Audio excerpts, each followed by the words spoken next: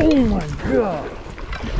All right, welcome back to the fishing film room. In this video, we're gonna talk a little bit about what you just saw in that video. If you guys have been bass fishing or fishing in general for a long time, you may have had a bite just like that in the past where you're about to bring a bait out of the water and a fish absolutely blows up on the thing and kills the thing. And for a long time, I always thought when that happened, man, I was really lucky to get that bite. But honestly, over the last couple of years, I've realized that there is a way for us as anglers to really duplicate that motion to trigger a lot more fish when you're out there. And when those things happen to you out there on the water, it should really be a cue to you to start doing this motion with our baits, because it can really help you to turn days that are not productive into really good days. So in this video, we're gonna break down that footage. We're also gonna break down a couple of other fish catches so you can see this motion and kind of this way of presenting a bait and how it can help you to catch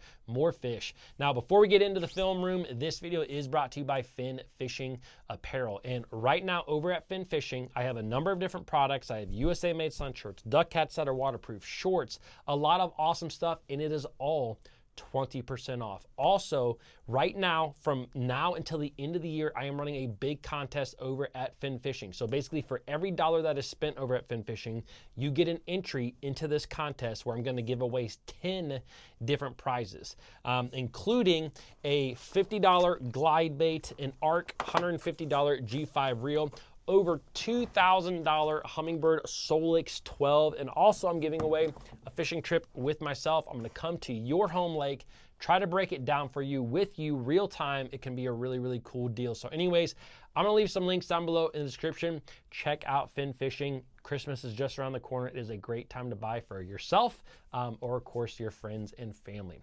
All right, let's go ahead and jump into the footage and let's break this down.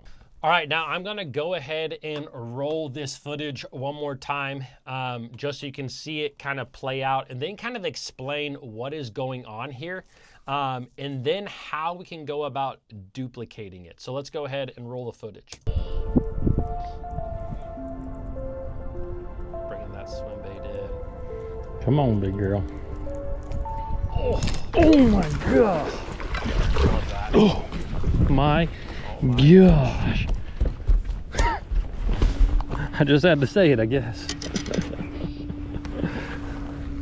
That was sweet. I hope I got that bite on the GoPro. God, was that? I hope I got that on the GoPro because that fish popped it right there at the surface. That is a good one. Better than those last one. That's number 4. All right, now, the big thing that I want you guys to understand about this video is that that fish, the primary reason that that fish went up and hit the bait is because it was starting to get very high in the water column. And if you look at me as I'm basically turning that rod handle in, the reel handle, I start to speed it up very slightly to take it out of the water, as we do with pretty much every single cast we make. When we're out there kind of casting a bait, you kind of get it past what you think is the strike zone, and then you start to speed it up to make the very next cast. That motion though, I am telling you, the motion of a bait going upwards in the water column at a high rate of speed is a triggering mechanism that I have seen time and time again, and especially with forward-facing sonar. Now, I was not using forward-facing sonar in this video. I was just traditional fishing. I did have the forward-facing sonar unit on, but I wasn't looking at it, and I really kind of mistakenly caught this fish. But that was the reason. That bait started going high in the water column. It also started to get closer to the surface, which means that that fish knew it had an opportunity to pin that thing against the surface, because that is basically how bass have to feed. And so over the course of time, I've realized that this upward motion in your rod in a bait is like a really big deal. Like especially with the use of forward-facing sonar, I've seen it so many times, and I've talked about this, where once a bass gets hot on a bait, I really start to bring that thing up in the water column, like I said, at a pretty good pace, and those fish will come up there and eat it. Now I want to show you guys another clip here, and again, this is an accident clip, right? This is not something that I was actually intentionally trying to do. But out there when you're fishing and you have these situations happen to you, this is when it is important to not just think, oh man, I got lucky to catch a fish there. Remember that it is a cue. It is a cue for you to start making this motion with your bait. So let me go ahead and play this clip for you guys right now. Got a little music. Hopefully this thing doesn't get demonetized. Okay. All right, I just set the hook, but I want to rewind that, because what happened in this video, I'm throwing a spinnerbait, right? I'm just blindly casting a spinnerbait at laydowns, and I got past the strike zone of what I thought was the strike zone, and I started to speed up my reel handle. You will literally see me as I'm bringing it down. All of a sudden I speed it up because I'm going to make the very next cast. And when you go to speed it up like that, you got to think about your bait in the water. It's coming down with the lay down, and all of a sudden, bam, it speeds up. More than likely that fish was following that bait, and then all of a sudden I sped the bait up to make the next cast. He came up there and absolutely corked it. So let's watch it again just so you guys can see the whole thing. Reeling it. You'll see me reel it faster here in just a second. Right there. Oh, bass hit it. I'm gonna let this play out and then I'll stop and talk about it again.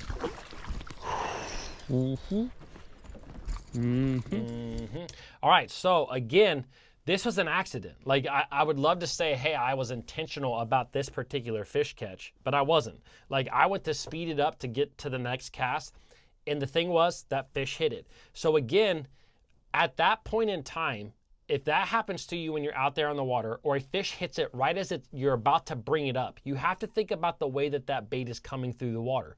Because in both of those situations, that bait is coming up in a fast motion, and that upwards motion is what I've been talking about. That motion is what can trigger bass on certain days. Certain days, that is the only way they will bite a fish. I just got done fishing with a buddy of mine. We both went out on the water, and I was trying to explain to him this particular motion when it came to catching some of these fish, and he was struggling trying to figure out the exact cadence of it, and I was able to go out and catch like 17 pounds of bass. And so if you can be intentional about it, it can truly help you to catch a lot of fish. And the thing about it is it's very simple. So a lot of times, like if I'm fishing the bank like I am in this situation, and I get a bite like that, the thing that you just have to start doing is really just kind of duplicate that motion once or twice in your cast. So basically what I'm gonna do a lot of times is, I feel like when you approach a certain piece of cover, we kind of know what we think, or the area where that like expected strike zone is. Maybe it's next to a log. Maybe it's next to a corner of a riprap bank or whatever it may be. You kind of understand where that place is. So instead of just rolling through that place at the same speed, at that point where you think that that particular fish should bite, speed it up. Just literally start to speed it. You can do this with chatterbaits, spinnerbaits, crankbaits, swim baits. You can do this with a ton of different lures, but just start to speed it up, and and you may like literally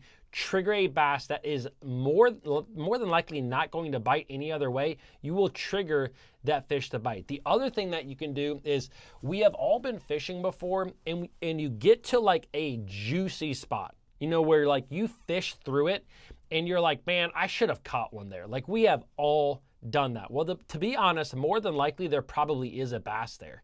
And so after you fish through it, turn the boat back around and intentionally go out there, letting that bait go through that thing, like through that piece of cover, and again, replicate that motion. Speed it up all of a sudden while you're doing it, because if it's a really good piece of cover, maybe it's a lay down, maybe it's a clump of grass, maybe it's a dock, and there's fish under it, but they've been pressured, the only way that you might be able to get those things to bite is that upwards fast motion. You need speed to it. So it's just something that you can always do. Now I want to show you one other clip, same type of deal. This particular clip is going to show you some forward-facing sonar with it, so that you can really understand what your bait is doing under the water. So to put things into context in this particular video, I was using my Mega Live. I cast out there to a laydown that was on the bank. And as I was bringing a jerk bait out of this laydown, I noticed there was a bass behind the jerk bait. And the water temp was fairly cold. It was like 50 to 55 degrees. Actually, yeah, I think it was somewhere in the 50s. We'll probably see it when I click this on. But basically, as this fish was following it, I was kind of working the jerk bait at a kind of slow pace where I'd pop it a couple times and then let it sit there. And you could see that the fish was not, like, he was following it, but he wasn't engaging with the bait. And then you will see me, all of a sudden, I pop it like 4 or 5 times upwards. And I've talked about this in videos before. When you pop it, again, I popped the jerk bait upwards 4 or 5 times. So again, it's creating that motion of the bait going up and away at a pace. And you will automatically see this fish all of a sudden engage with the bait pretty heavily. Like, you see him going at a certain pace to actually going a lot faster. And then I'm like, all right, that fish liked that. So I did it again. I did the exact same thing. Bam, bam, bam, bam, upwards. And that fish came up there and corked it. So let's go ahead and play that. And I'll kind of talk about what's happening again.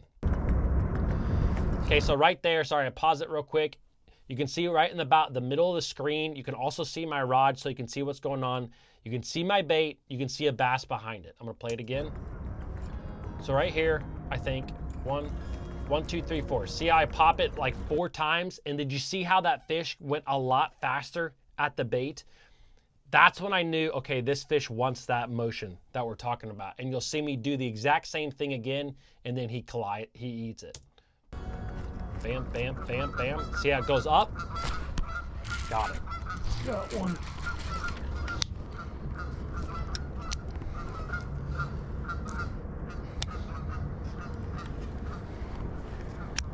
All right. I'm just gonna play this. It's a better one out. there. It wasn't that big time. Gosh, that fish wanted it quick. Let's go. As you can see, I just said, man, that fish wanted it quick. All right. So again, at times, that motion is exactly what you need in order to catch fish. Now, if you're using forward-facing sonar, you can obviously duplicate it very easily when you see a fish on it. If you're not using it, you just kind of have to believe that there's a bass behind it, and you have to be intentional when you're out there on the water. So, guys, I hope that you enjoyed the film breakdown today. If you did, give it a thumbs up. Let me know down below, and I will keep doing some more of these things. Also, don't forget to check out that fin fishing gear. It is the best way to help support this channel. All right, guys, see you then tomorrow.